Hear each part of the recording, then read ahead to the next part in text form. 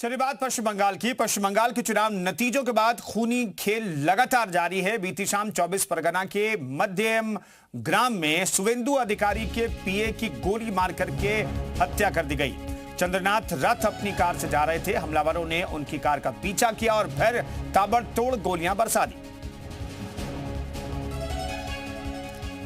तो पीए चंद्रनाथ रथ की गोली मार करके हत्या कर दी गई। शुवेंदु अधिकारी के पीए हैं और पश्चिम बंगाल से बहुत बड़ी खबर है। कल रात इस घटना को अंजाम दिया गया। शुवेंदु अधिकारी के पीए की गोली मार करके हत्या कर दी गई है। फिलहाल पुलिस पूरे मामले की जांच पड़ताल में जुटी हुई है। तो बीती शाम 24 परगना के मध्यम ग्राम में शुवेंदु अधिकारी के पीए की गोली मार करके हत्या की गई। जो खबर आपको बता रहे हैं, चंद्रनाथ रथ अपनी कार से जा रहे थे। हमलावरों ने पीछा करके उन्हें गोली मारी है और फिलहाल इस पूरे मामले की जांच पड़ताल इस वक्त चल रही है और ये पता लगाने की कोशिश हो रही है कि आखिर वो कौन लोग हैं जिन्होंने इस हत्याकांड को अंजाम दिया है। हमलावरों ने उनकी कार का पीछा किया और फिर ताबड़तोड़ गोलियां बरसा दी।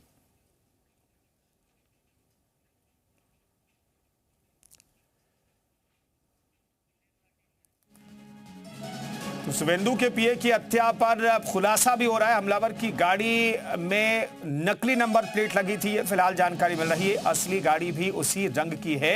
विदेशी पिस्टल चलाने के लिए भी यहां पर विदेशी पिस्टल का इस्तेमाल किया गया। शुवेंदु के पीए की हत्या को लेकर के तमाम जानकारी निकल करके सामने आ रही है।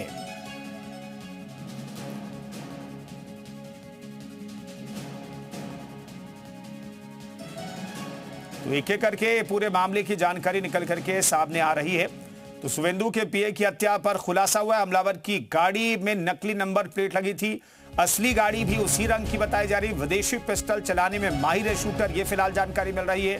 गोली चलाने वाले शायद शूटर थे, सूत्र बता रहे हैं। तस्करी कर लाई गई थी पिस्टल। आप देख सकते हैं गाड़ी की स्थिति क्या हो गई। कई गोलियां बरसाई गई। शुवेंदु अधिकारी के पीए की गोली मार करके हत्या कर दी गई है। विदेशी पिस्टल का इस्तेमाल इस कांड के लिए किया गया है। शायद शूटर जो था वो गोली चलाने में माहिर था।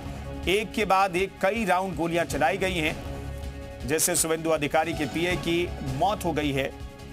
फिलहाल इस पूरे मामले की जांच पड़ताल जारी है।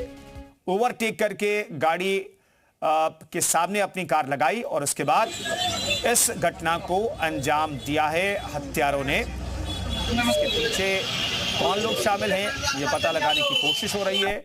लेकिन बड़ी घटना ये कानून व्यवस्था को लेकर के बड़ा दाग है, ये आप कह सकते हैं, क्योंकि शुवेंदु अधिकारी के पीए की गोली मार करके हत्या कर दी गई है। चुनावी हिंसा के तौर पर ही इसे देखा जा रहा है। चुनाव के नतीजों का ही इसे असर बताया जा रहा है। लेकिन वाकई में जांच पड़ताल के बाद क्या निकल करके सामने आता है, हत्यारे कौन हैं, इस हत्या के पीछे का मकसद क्या है, यह पता लगाने के लिए जांच पड़ताल वहां पर चल रही है।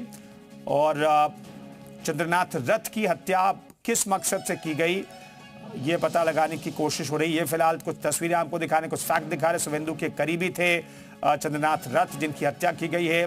इलाके की नाकेबंदी हो गई है। बंगाल में रक्त रंजित राजनीति का एक और उदाहरण निकल करके सामने आया है। शुवेंदु अधिकारी के पीए की गोली मार करके हत्या की गई और इस खबर ने सनसनी फैला दी है। शुवेंदु अधिकारी के करीबी चंद्रनाथ को जिस गाड़ी में वो सवार थे और गोली मारकर हमलावरों ने उनकी हत्या की है, अब उस गाड़ी की सैंपलिंग के लिए एफएसएल की टीम पहुंच गई। ये देखिए आप गाड़ी, ये आगे वाली सीट है और यहाँ से हमलावरों ने बैक टू बैक फायरिंग की थी। और ये पूरे कांच में, जो विंडो का कांच है उसमें आपको छेद नज़र आ रहे हैं। पूरा चकनाचूर हो गया है और एकदम पॉइंट ब्लैंक रैंक से शूट किया था। अब वहाँ पर देखिए, ये इस वक्त मेरे सहयोगी विनायक कुमार आपको ये तस्वीर दिखा रहे हैं। एफएसएल की जो टीम है वो यहाँ पर सैंपलिंग करती दिख रही है। अब यहाँ पर अलग अलग जो फॉरेंसिक टीम है वो चेक करती नज़र आ रही है। ये आगे वाली सीट पर चंद्रनाथ यहीं पर बैठे थे। हमलावर इस तरफ आते हैं और गाड़ी बीच रोड पे रोक करके और इसके बाद बैक टू बैक फायरिंग शुरू कर देते हैं। पीछे वाली सीट, आगे वाली सीट पर खून के धब्बे, खून ही खून आपको नज़र आएगा। कार में कुल मिलाकर 3 लोग सवार थे। उस तरफ ड्राइवर था और इस तरफ आप ये देखेंगे तो ये चंद्रनाथ यहाँ बैठे हुए थे। आप देखिए वहाँ पर ही आपको खून के धब्बे नज़र आएंगे, यहाँ भी। और ये हमलावरों ने बैक टू बैक 10 से 12 राउंड फायर किए और मौके पर चंद्रनाथ की मौत हो जाती है।